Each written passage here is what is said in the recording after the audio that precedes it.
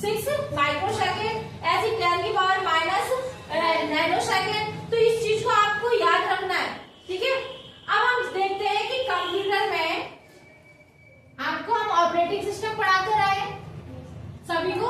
हमें ये बताइए ऑपरेटिंग सिस्टम के कितने टाइप्स हमने पढ़ाए थे आपको, कौन कौन ऑपरेटिंग सिस्टम? देखो हमने ये बताया था, एक होता है मल्टी बैच ऑपरेटिंग सिस्टम, ठीक है, एक होता है मल्टी प्रोग्रामिंग सिस्टम। ये आपका है एक जो उसके 4 प्रकार के भी पढ़ाए थे हमने, multi programming, multi tasking, single user, single tasking, इस टाइप से पढ़ाए थे। तो ऐसे ही हमें यहाँ जानना है, ठीक है, कि कैसे कैसे हम काम कर रहे थे। तो जो हमारे जो इस टाइप से ऑपरेटिंग सिस्टम होगी, तो पहला ऑपरेटिंग सिस्टम होगा batch operating system, batch operating system. तो ऑपरेटिंग सिस्टम पूछा जाएगा तो क्या पूछा जाएगा, बैच ऑपरेटिंग सिस्टम। इसमें क्या होगा, जो भी काम होंगे वो बैचेस में होंगे, ठीक है। कैसे होंगे, बैच में। जैसे हमने मान लीजिए एग्जाम्पल दे रहे हैं, हम पहले के जमाने में कौन सी फर्स्ट जनरेशन में चले गए। अब हमने कहा कि क्लास में हमने सबसे बोला कि याद करके आओ। अब हमने यहाँ पे ये लड़की बैठी, इससे बोला कि आप हमें बहुत सारे काम, हमें एक टास्क दिया गया है कि सभी बच्चों से आपको सारी चीजें पूछनी है, ठीक है। तो हमारे पास कितनी कैपेसिटी है आज के समय में कि हम सभी से पूछ सकते हैं। लेकिन उस टाइम पे क्या था कि अगर हमें पूरा कोई काम दे जाता था तो हम उसको थोड़े थोड़े बैच में डिवाइड कर लेते थे कि हमारा मन है आज सिर्फ इन दोनों लोगों को पूछ पाएंगे, क्योंकि हमारी जो प्रोसेसिंग स्पीड है बहुत स्लो है।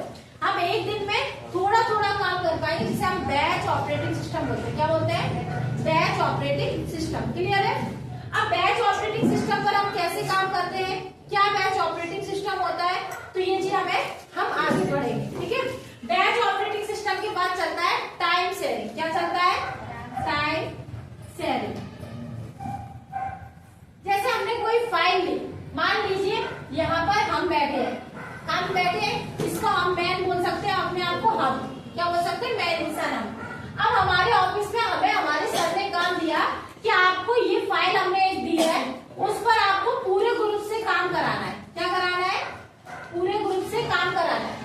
अब मैन व्यक्ति कौन है, हम। अब फाइल किसके पास है, हमारे पास। अब हमने ये काम किसको सौंप दिया, इन चारों को सौंप दिया। क्लियर है, चारों को सौंप दिया। अब हमने इनको टाइम दिया कि 15 मिनट के अंदर इस फाइल में पूरा काम होना चाहिए। क्लियर है, ये काम आप चारों लोगों को फिनिश करना है। तो क्या ये आपस में इंटरकनेक्ट कर सकते हैं, नहीं कर सकते। ये किसके अकॉर्डिंग काम करेंगे, हमारे, क्योंकि इनके जो एडमिनिस्ट्रेटर है वो कौन है, हम है। अब इसने काम की स्पीड को इनको बढ़ाया और बोला 15 मिनट के अंदर इस फाइल में काम चाहिए।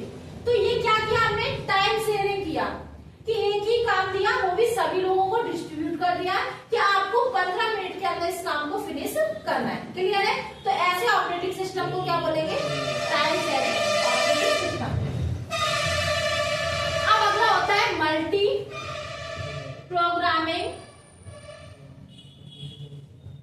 Operating system. अब ये क्या होता है, मल्टी प्रोग्रामिंग ऑपरेटिंग सिस्टम, एक साथ कई प्रोग्राम्स पर काम करना। जैसे हमारा मन हुआ व्हाट्सएप पे चैट कर रहे हैं, कॉलिंग कर रहे हैं, और बीच में किसी को फाइल शेयर करनी पड़ी तो वो भी कर दिया। एक साथ हम मल्टीपल काम कर रहे हैं, मल्टीपल प्रोग्राम्स में काम कर रहे हैं, ऐसे प्रोग्राम ऑपरेटिंग सिस्टम को क्या बोलेंगे, multi programming operating system. Clear है। अब हम आगे देखते हैं 4th जनरेशन में क्या चीज चल रही थी, GUI। क्या चल रही थी, GUI, ग्राफिकल यूजर इंटरफेस। जो भी काम हो रहा था ऑपरेटिंग सिस्टम, वो कौन से हो रहे थे, बताइए पहला ग्राफिकल जो ऑपरेटिंग सिस्टम था वो कौन सा था, लाइनक्स। क्लियर है। तो इसका मतलब हम किस ऑपरेटिंग सिस्टम की बात कर रहे हैं, लाइनक्स। लाइनक्स के बाद जब भी हम आगे बढ़ते गए तो हमारे सामने सारे क्या मिले, ग्राफिकल यूजर। जैसे विंडो है वो भी किस पे काम कर रहा है, ग्राफिक्स पे। जैसे मैक ऑपरेटिंग सिस्टम है किस पे काम कर रहा है, ग्राफिक्स पे। iOS है किस पे काम कर रहा है, ग्राफिक्स पे। एंड्रॉइड है वो किस पे काम कर रहा है, ग्राफिक्स पे। तो क्लियरली आप समझ गए जो GUI बेस्ड है वो कौन सी जनरेशन के है, 4th जनरेशन के ऑपरेटिंग सिस्टम है, और जो कि ऑपरेटिंग सिस्टम टॉपिक में हम पूरे क्लियर करा चुके हैं, हम यहाँ बार बार रिपीट नहीं करेंगे। अब उसके बाद हम देखते हैं 5th जनरेशन।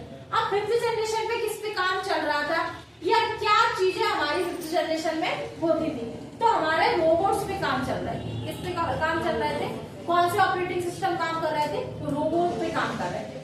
जैसे हम किसी इंसान की तरह किसी कंप्यूटर को एक रूप दे रहे हैं, ठीक है, बात नहीं करो। अब इसमें क्या चल रहा था, जो फिफ्थ जनरेशन थी, फिफ्थ जनरेशन में रोबोट्स पे काम चल रहा था, तो उसमें एक प्रोसेसिंग नहीं चलती थी। जैसे रोबोट्स को एक कमांड देंगे, बोले एक साथ वो कई कमांड्स को कर सकता है। जैसे बोलते हैं पहले के टाइम में जिन्न बोलते थे अपन, कि जिन्न हम पे प्रकट हो जाए तो हमारा पूरा काम कर देगा, उसके पास एक ना एक काम होना चाहिए। ऐसे हमने टीवियों में भी देखा है, मूवियों में भी देखा है कि उसको कुछ ना कुछ काम चाहिए। ऐसे रोबोट्स को भी हम उसी की तरह लेते हैं। जैसे हम उसको जितना काम देते जाएंगे वो करता जाएगा, क्योंकि वो इंसान नहीं है, उसके अंदर कोई फीलिंग्स नहीं है, वो थकता नहीं है, ठीक है, वो एक मशीन है। ऐसे ही जो प्रोसेसिंग चलेगी या ऑपरेटिंग सिस्टम चलेगा वो पैरेलल ऑपरेटिंग सिस्टम चलेगा।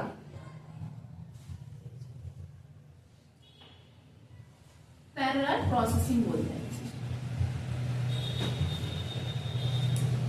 ठीक है, क्या बोलते हैं? Parallel processing. इस टेमा को एक बार पूरे, ठीक है, इसको क्या बोलते हैं? Parallel processing. क्लियर है? तो हम अभी तक ये जनरेशन टॉपिक पढ़े। जनरेशन में हमने 4 चीजें पढ़नी है, एक टेक्नोलॉजी, एक जनरेशन, एक लैंग्वेज, स्पीड और ऑपरेटिंग सिस्टम। क्लियर है? अब इन चीजों को हम क्लियर करेंगे, इसके बाद कुछ चीजें रहेंगी, जैसे एग्जांपल है कि कौन से कंप्यूटर फर्स्ट जनरेशन में आए, कौन से सेकंड जनरेशन में आए, कौन से थर्ड जनरेशन में आए। क्लियर है? तो इस टाइप से जो चीजें हमने की है वो हम आगे नेक्स्ट